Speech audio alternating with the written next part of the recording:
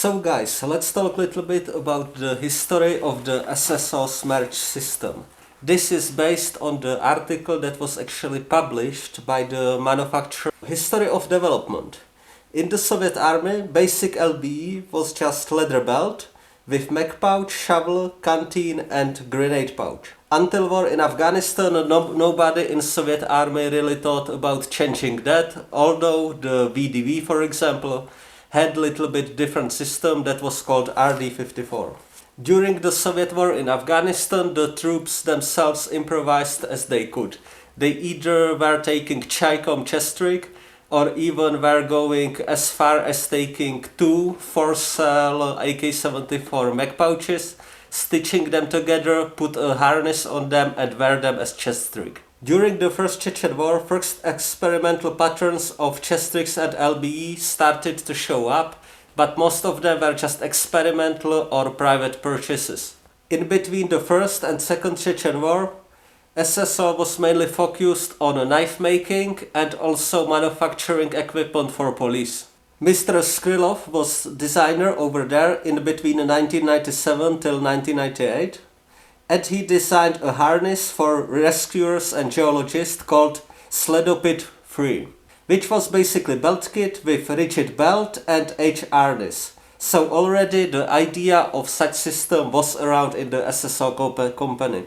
Eventually officer from FSB Center A, which means FSB Alpha, showed up in the SSO and he liked the idea of the H-shaped harness and the belt from the Sledopit 3 project.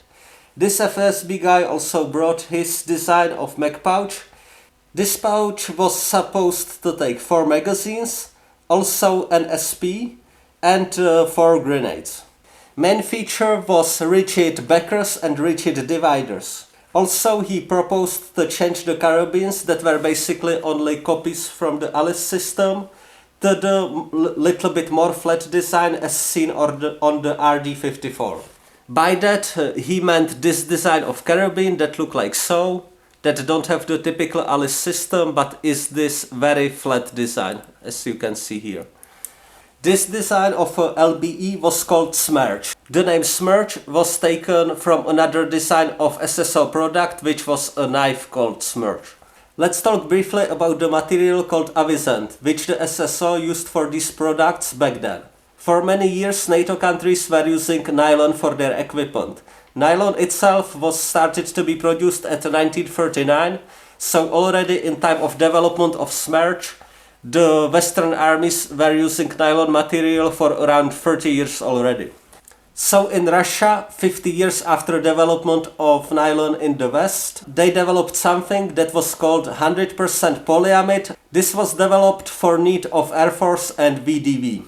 In slang, it was called aviation brezent, so in short, Avizent, basically meaning aviation fabric. This material was used for parachutes, pouches, tents and different types of covers. Since it wasn't possible to buy Cordura or Oxford material from abroad, there were no alternatives to Avizent. There were implemented slight changes to Smersh. Grenade pouches became bigger to accommodate 2 grenades instead of 1, with closure by 1 toggle. On mech pouch, special channels for RSP flare appeared. The individual first aid pouch was added. It was supposed to accommodate only Soviet tourniquet and bandage. That was considered good enough because at that time there was nothing like tactical medicine in the Russian army. The pouch itself is supposed to be worn on the harness themselves, on the H harness on your weaker hand side, around here. The mech pouch design became more slim and there was added another section, so now you could wear the pouches under angle, which would mean to take the belt, pull it through the upper tab and pull it out through the lower tab, and achieve having the mech pouch itself under an angle. If you were issued a GP25 grenade launcher, there was separated pouch that take 10 grenades and had a sling, so you were supposed to sling it over your Smersh system.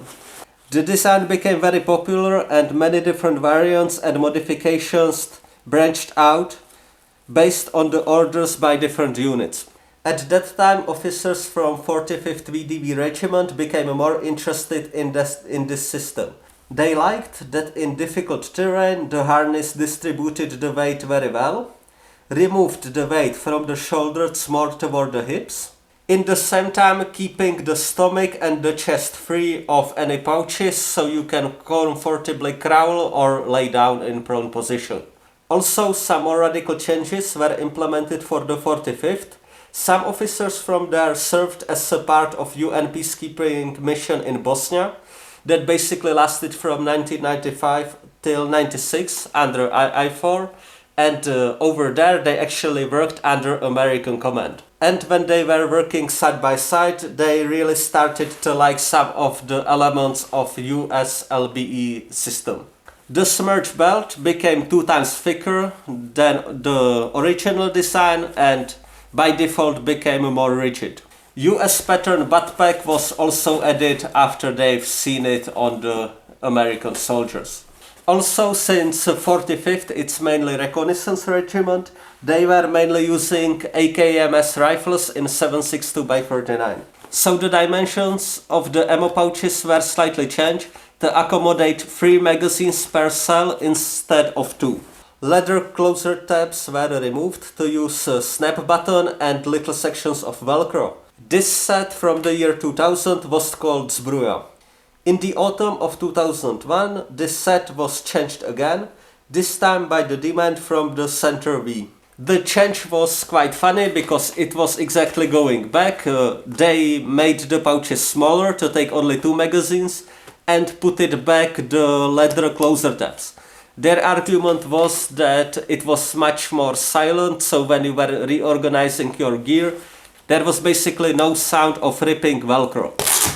Zbruja system of the 2001 was supposed to take 8 AKM magazines, 8 grenades, 2x RSP and also your individual first aid kit. In the same autumn of 2001, the officers from the 45th VDV came back to the designers and they created a set called Buivol, which was slightly modified variant. This Buivol development introduced some features that we can see even in today's Smersh. Key features of this system were ability to carry 3 times the combat load and still stay mobile. It was supposed to fit 12 AKMS magazines, 8 times grenades, 10 times grenades for GP25, also to put loose ammunition in the butt pack, smoke grenades and also RSP flares. Also they added the possibility of taking the butt pack and basically using it as a small backpack. But this entire Buivol system ended up to be really heavy. Now we're getting to the summer of 2001. The combined experience showed that the design need to be more simple. Special pouches for different weapon systems like PKM, RPK, VSS Winters needed to be designed. As a result, in the autumn of 2001, first PKM version was introduced for FSB. Around this time, Canadian buttons appeared as closures for the mag pouches. It was easier to close them than the toggles because they were not twisting in hand because they were round. The harness padding became thicker. They were using material that was 10 mm tall.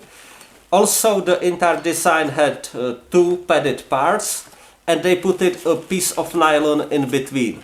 So at that time that could serve as a makeshift drag handle because this drag handle wasn't added yet. That version was produced till 2002. After that, side pouches were removed from the butt pack and the design of it remained the same like the 1961 American original. They basically came all the way back to the plain butt pack design. Just for illustration, in this time FSB was getting issued sets, all made by SSO. And basically the set consisted of the Zbruja carrying system, Ataka 2 backpack, then Edelweiss 4 backpack, which was like huge mountain rucksack, and the Sumrak camo suit. In 2003, the top lid for the ammo pouch became shorter. Before that it was going all the way down. These changes resulted in the well-known modification called Zbruja Partizan. Partizan took as a base the British PLCE system of the 1995 pattern. So this is basically Type 95 PLCE system. In that time, first samples of those started to appear on the surplus market, so the officers seen those and became interested in it, seen all the advantages it offered. What they mainly copied for the Zbruja system was the yoke, was the harness. On the Partizan, it's basically one-to-one copy of precisely this. What they also copied was the closures on the pouches. There is also the very distinct buckle on the backpack that was made by the German company Stotzko. Sometimes this type of buckle is called Spanish buckle, that's because those appeared first time on the Spanish equipment. But the Russians, they didn't like this design that consisted of plastic components. So what SSO did was to look at 1958 pattern British webbing, where this entire system was made out of cloth. The only metal part was basically the loop. In 2003, the Partizan for SVD and PKM was introduced, and in 2004, the variant that took AK magazines and also had the pouches for VOG grenades. But after all, they didn't really like the ergonomy, the weight and the high price of the Partizan. So FSB didn't order it anymore and preferred Smersh instead. Here the history of Zbruja ends. There was no further development, so at 2004 the last Zbruja Partizan was made.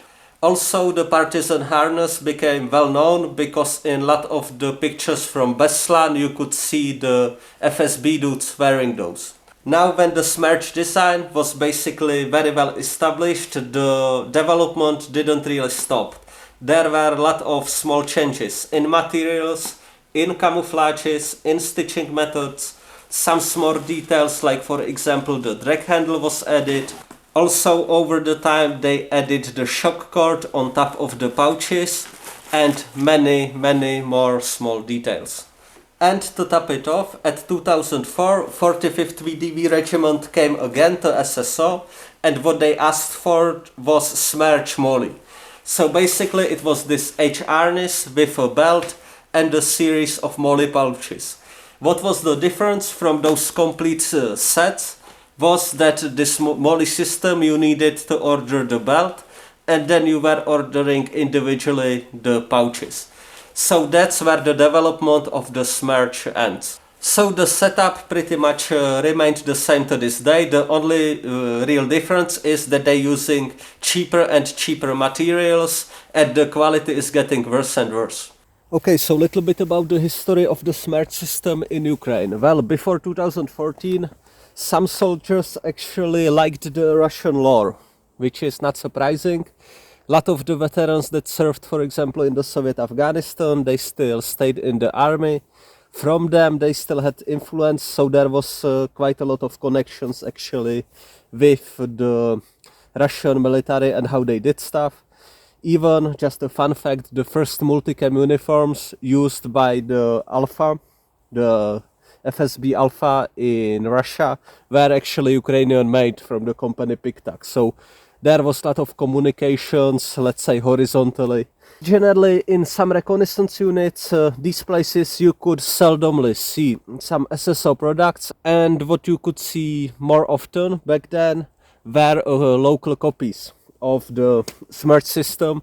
Namely, the company Sputnik Gear from Odessa were making clones of those and they making the clones to this day. With this thing out of the way, let's take a look at the construction of the Smersh. This is the version called New Generation, which is basically how the Smersh look today. First of all is the fabric. It's 500 Cordura, but it's literally the cheapest stuff available. It's definitely not near infrared spectrum compliant, so it basically shines under night vision.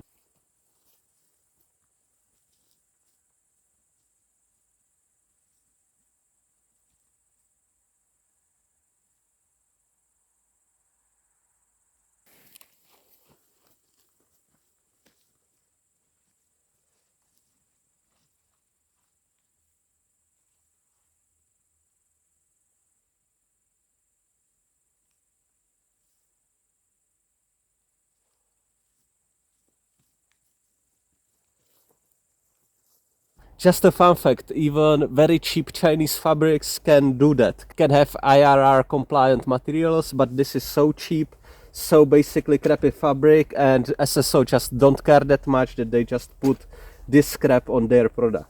Now we will talk from the top to the bottom.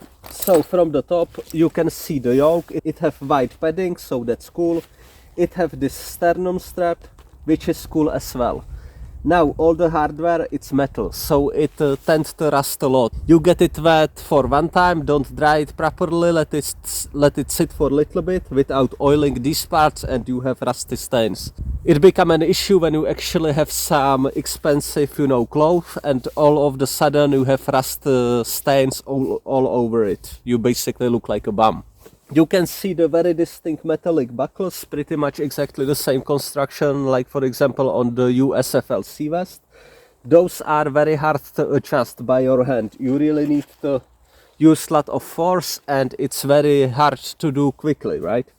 So for example on a lot of the British stuff, for example, where you have normal plastic buckles, it's quicker, you can do the adjustment during march without any problem. Here it's entire operation. So basically there is no adjustability when you are moving in the field in this system. Most people actually use only 4 attachment points. This one, and then the 2 in front. But the entire thing, it's supposed to be tied together like so. You are supposed to have 6 attachment points. From the yoke we moving to the butt pack. It's a normal copy of the American one. It have molly-like webbing on the side, but the spacing, it's actually not molly.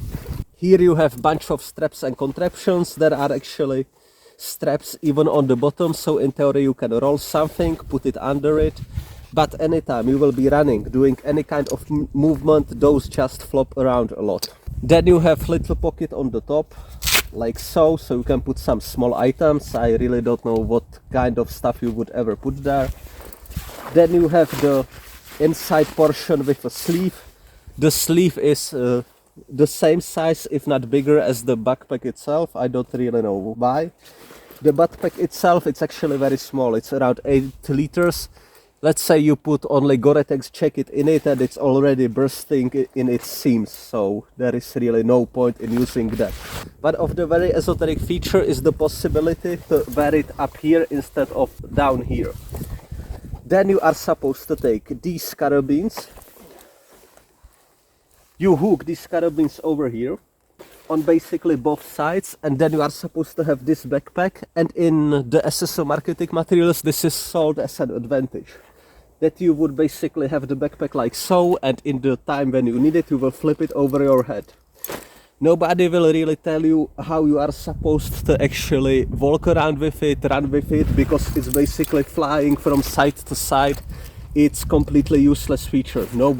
I can't imagine anybody actually using it in this setup seriously. Then we have the first aid kit pouch. It's only for tourniquet and small bandage.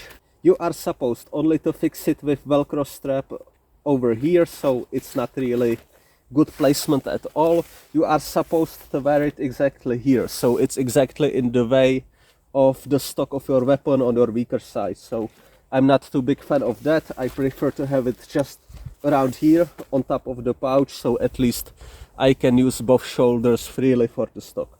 Then we can see this rigid belt, this belt. To adjust the belt, you basically need to undo the Velcro around here. That is actually very generous. And then adjust it. The belt itself, it's very rigid. This adjustment is actually impossible to do on fly. For example, on the PLCE system, as you're marching, as you put a jacket on yourself, you can basically adjust it very quickly. On the buckle, here with this system, you really can't, because it basically locks under this padded belt. So you set it once, and this is how you are supposed to wear it in the entire duration of whatever you're doing. The sleeve itself and the pouches basically like running through them. So for example, on the PLCE system you can actually undo one pouch, put it in some other spot. Here you can't. Any adjustment that you're actually doing, you need to remove the entire sleeve, remove the pouch, and then start reassembling the whole system. The construction of the pouches themselves, it's actually probably the best feature of the Smersh. You have either 2 or 3 magazines per cell, and you have 2 grenades on side. And then you have these tunnels for your RSP flares, which nobody really uses currently, and even when you use them they are very exposed. So this is pretty much the only way how it's good to wear the Smersh. When you wear it, you can choose out of basically 3 settings. One setting is the pouches little bit lower and angled inwards, like so. Then you can wear it high, as I have it now.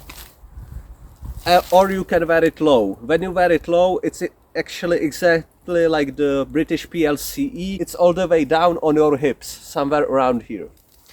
Why I think personally that this is the best setting? Because you wear it high, so it's much more stable. Then you basically close it on the main buckle that you just need to wear pretty much very loose, because it's so hard to set it, and all the finer adjustments you do with the sternum strap and this additional strap that coming in the set. So you have basically 3 buckles in front. Then you also need to use one stabilization strap pretty much around here. This additional strap prevent these 2 pouches on sides from flopping, so it's like a little bit more solid mess. As you probably understand it by now, I would completely disregard the butt pack. What you would be using instead, it's for example a Bergen backpack, whatever big backpack you have, you just can't use the stabilization strap on the backpack around your waist. You can do that pretty much only if you are a very tall person or if you wear the entire belt extremely low. Like this, when you have a free bag, you can just use any 3-day backpack on top. In the backpack you are supposed to have your water, your clothing, your sustainment stuff, your additional ammo, and pretty much the Smersh, it's supposed to carry only your ammunition in this setup. So what I think about Smersh overall, I think it's a glitch in the matrix. It's completely useless system that only given the time when it was actually popular, which is around 2003-2004, then it basically gained some popularity. Connected to that, I believe that the only reason why it's still made to this day are the airsofters, especially the Western airsofters. Because they like the visual part of this thing, basically wearing Gorka suit, having the Smersh system, and you are good to go. Also, once upon a time, those were very cheap in the West. In the mind of the airsofter, you just buy one very cheap Gorka set, then you just buy this vest, you are supposed to have the butt pack for your sustainment there, you have the ammo pouches, and you have the so-called IFAK that is actually not an IFAK, and just like this you put together a very cheap kit.